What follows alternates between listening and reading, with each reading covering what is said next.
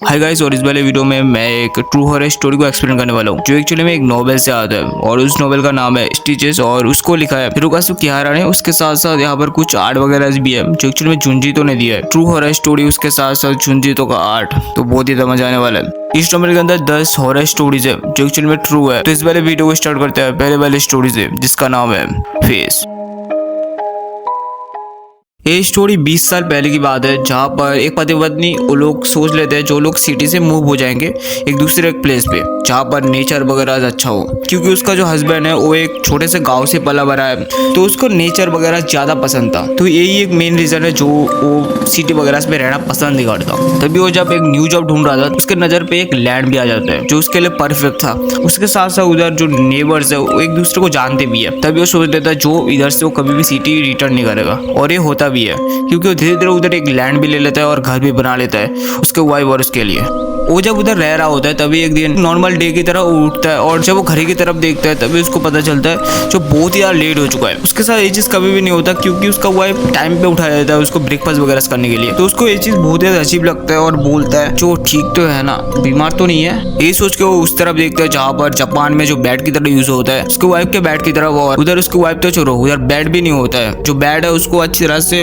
Side करके रख दिया है। ये चीज उसको और भी ज्यादा अजीब लगता है क्योंकि वो तो उठ चुका है बट उसको उठाने के लिए आया नहीं। उसके बाद वो उठता है वहां से और लिविंग रूम की तरफ जाता है जो उसका वाइफ एक चेयर पे बैठा हुआ है और बहुत दूर कुछ देख रहा है। तभी वो साइड में टेबल की तरफ देखता है जहाँ पर पूरा ब्रेकफास्ट रेडी करके रखा है और उसका आने का इंतजार था। ये तो उसको पता चल गया है जो ये नॉर्मल तो नहीं है। इस वजह से उसको वाइफ को पूछता है जो कुछ हुआ है क्या तुम्हारे साथ, और वो जवाब तो छोड़ो वो हिला भी नहीं उधर से। इस वजह से वो उसके पास जाता है और उसका शोल्डर पकड़ के थोड़ा सा हिला के और उसके फेस की तरफ देखते हैं जो उसका एक्सप्रेशन बहुत ही ज्यादा डिफरेंट होता है नॉर्मल दिनों से। तभी वो पूछता है जो तुम ठीक हो हनी, और ये सुन के उसका उठता है और बोलता है जो मेरे पीछे आओ। और उसका जो तभी वॉइस था वो बहुत ही ज्यादा लग रहा था जो कोई आदमी बोल रहा है और ये बोलते वो सीधा फ्रंट डोर से वहां से भाग जाता है। तभी उसका हस्बैंड को कुछ समझ भी नहीं आ रहा था जो क्या हो रहा है ये सब। तो भी उसको तो जाना तो पड़ेगा तो उसको पीछा वो भी करता है। जब वो जा रहा होता है तभी वो देखता है जहाँ पर उसने सैंडल रखा था उधर उसका सैंडल है ही नहीं, उधर उसके वाइफ का सैंडल है। ये देख को सोचता है जो उसने सैंडल क्यों नहीं पहना, और उसका वाइफ का सैंडल वो पहन भी नहीं सकता क्योंकि उसका जो वाइफ का सैंडल है वो बहुत ही छोटा है। तो वो सीधा एक शूज निकालता है और वो देखता है जो शूज का जो लेस है वो फटा हुआ है। और ये देख के वो समझ चुका था जो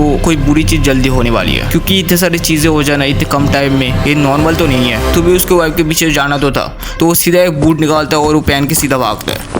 और कुछ ही देर दौड़ने के बाद उसका वाइफ रुकता है जो दोनों के एक्चुअली में एक सेमेट्री में होता है तभी। और वो सेमेट्री एक बहुत ही पुराने टेंपल के पीछे था। वो टेंपल इधर दूर भी नहीं है उन लोगों के घर से, हाल फिलहाल में उधर शिफ्ट हुआ दोनों, तो दोनों कभी भी आए नहीं है इस टेंपल पे। और तभी उसका वाइफ उधर ही गिर जाता है एक ग्रेव के ऊपर। वो सीधा वहाँ पे भाग के जाता है और उसको उठा के वही टेंपल पे लेके जाता है हेल्प मांगने के लिए। उधर जो प्रीस्ट था उन दोनों को अंदर लाता है और उसको सुला देता है। तभी वो दोनों एक चीज देखते हैं उसके वाइफ के गले पर जो उसका गला बहुत ही ज्यादा फूल चुका है और एक चेहरे के फेस में वो चीज था जो देखने में एक आदमी का चेहरा लग रहा था। और उसका हस्बैंड तो यकीन भी नहीं कर पा रहा था जो ये क्या है जो क्लियरली एक आदमी का फेस था।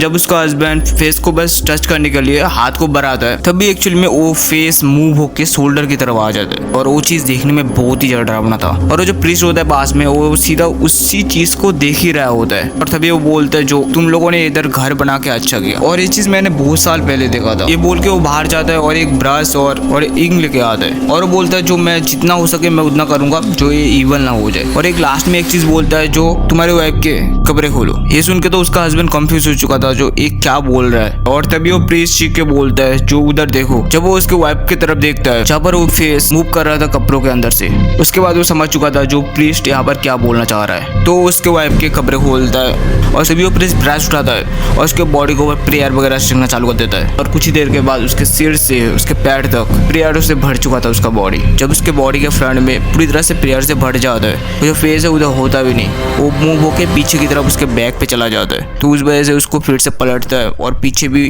प्रेयर लिखना चालू कर देता है। और वो जब बैक पे वो प्रेयर लिख रहा था तभी वो जो फेस है वो मूव होते होते उसके पैरों की तरफ आ जाता है। और जब उसके बैक में पूरी तरह से मंत्रों से भर देता है तभी वो फेस भी पूरी तरह से गायब हो चुका था और तभी उसका बॉडी पूरी तरह से प्रेयरों से भर चुका था। आगे पीछे हाथ पैर सब में प्रेयर बस लिखा हुआ था। ये सब होने के बाद वो प्रीस्ट की तरफ देखता है और बोलता है अभी ठीक हो जाएगा ना, बट वो प्रीस्ट उसकी तरफ देखता है, सिर को हिलाता है और बोलता है ना अभी खत्म नहीं हुआ है और ये सब मैंने जो किया है इसके अंदर जो ईबल है वो और भी ज्यादा ना बढ़ जाए इस वजह से। तो तुम्हारी वाइफ को कपड़े पहनाओ और मैं तुम लोगों के लिए एक टैक्सी बुलाता हूँ। उसके साथ साथ मैं टैक्सी ड्राइवर को बोल दूंगा जो तुम लोगों को किधर जाना है। जैसे ही बस कपड़े पहनाना हुआ तभी के तभी एक टैक्सी आता है टेम्पल के सामने और वो कुछ ना सोच के टैक्सी के पीछे वाले सीट में उसके वाइफ को लिटा देता है और वो भी उधर ही बैठ जाते हैं। उसके बाद वो लोग निकल भी जाते हैं और कुछ ही देर के बाद ही वो लोग उस प्लेस पे पहुंच जाते हैं जो एक्चुअली में एक ओल्ड टेम्पल होता है। और उस ओल्ड टेम्पल के दरवाजे में उधर का एक प्रीस्ट खड़ा हुआ है और उसको देख के लग रहा था जो पहले वाले जो प्रीस्ट था वो कॉल करके सब कुछ बोल चुका है जो क्या क्या हुआ है और क्या क्या करना है। और ये सब चीज देख के वो जो हस्बैंड है वो सोचता है जो पहले वाला जो प्रीस्ट है वो कितना ज्यादा हम लोग को हेल्प कर रहा है इस चीज में, जो देख के लग रहा है जो ये सब चीज पहले भी हो चुका है और ये बहुत ज्यादा कॉमन है। और तभी वो लोग उधर पहुंच जाते हैं। वहाँ पर जो प्रीस्ट था टैक्सी में उठता है और पूछता है जो तुम्हारा घर किधर है। वो नॉर्मली उसका एड्रेस बताता है और फिर से वो टैक्सी चालू होता है और उन लोगों को टेम्पल के अंदर लेके जाता है। टेम्पल के अंदर आने के बाद वो जो प्रीस्ट है वो बोल देता है जो तुम्हारी वाइफ को टैक्सी में छोड़ दो और उसको बस उधर से लेके जाता है। उसको खास करके लिविंग रूम पे लेके जाता है जहाँ पर रिचुअल्स और प्रेयर होने वाला है और वो दोनों उधर बैठते हैं। जो प्रीस्ट है वो रिचुअल चालू कर देता है। कुछ देर वो रिचुअल चलता है। उसके बाद वो प्रीस्ट रिचुअल को खत्म करके बोलता है जो अभी वो ठीक हो जाएगा और तभी उसको उसके वाइफ के रोने की आवाज सुनाई देता है। जैसे ही वो दरवाजे की तरफ देखते हैं जहाँ पर उसका वाइफ खड़ा हुआ है और उस टाइम उसको कुछ भी नहीं पता था जो उस दिन क्या हुआ था उसके साथ। ये स्टोरी इधर ही एंड हो जाता है और उसके साथ साथ इस नोवेल के अंदर जो और भी ट्रू हॉरर स्टोरीज है उसको मैं कंटिन्यू करूँ क्या नहीं वो कमेंट करके जरूर बोल देना और सब्सक्राइब भी कर दो ऐसे ही हॉरर मांगास और स्टोरीज एक्सप्लेन वाली वीडियो चाहते हो तो बाय, पीस आउट।